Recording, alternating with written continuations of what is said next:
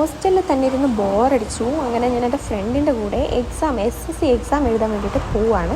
ഞാൻ എക്സാം എഴുതുന്നില്ല, ഇതാണ് എൻ്റെ റൂംമേറ്റ് ബെനീറ്റ. അപ്പം നമ്മൾ രണ്ടുപേരും കൂടെയാണ് പോകുന്നത്. അവൾക്കാണ് എക്സാം. എനിക്ക് പിന്നെ പണ്ടേ ഈ എക്സാം എഴുതുന്ന ശീലമൊന്നും ഇല്ലല്ലോ.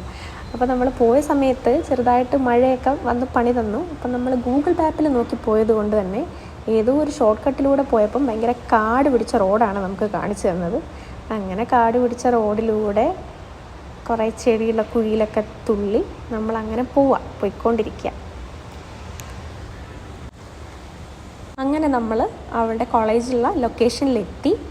അപ്പം അവൾക്ക് ചെറിയ ടെൻഷനൊക്കെ ഉണ്ട്, ചിരിക്കുന്നതൊന്നും നോക്കണ്ട.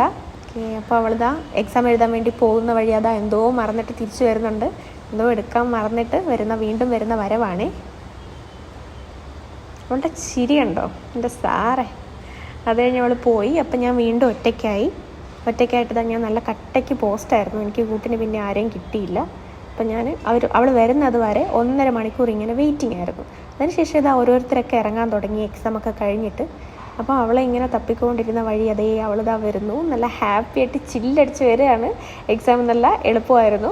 അപ്പോൾ തിരിച്ചു പോകുന്ന വഴി വീണ്ടും മഴയായിരുന്നു. കോട്ടൊക്കെ ഇട്ട് സെറ്റായി. അപ്പം തിരിച്ചു പോകാൻ വേണ്ടി നല്ല രാത്രിയായി. നമ്മൾ എക്സാമൊക്കെ കഴിഞ്ഞ് ഇറങ്ങുമ്പോൾ രാത്രിയായി. നമ്മൾ തിരിച്ചു പോയിക്കൊണ്ടിരിക്കുകയാണ്. പോയി ഇപ്പം നല്ല വിശപ്പൊക്കെ വന്നു. അപ്പോൾ നമ്മൾ KFC കഴിച്ചാലോ എന്ന് വിചാരിച്ചു.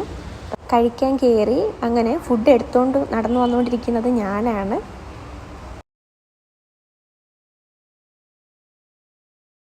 കൊള്ളാമായിരുന്നു.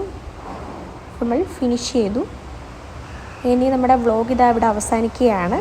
അപ്പം ബൈ. അപ്പം ഇനി അടുത്ത ഒരു വ്ളോഗുമായിട്ട് ഞാൻ വരണോ വേണ്ടയോ എന്ന് നിങ്ങൾ കമൻറ്റ് ചെയ്യും.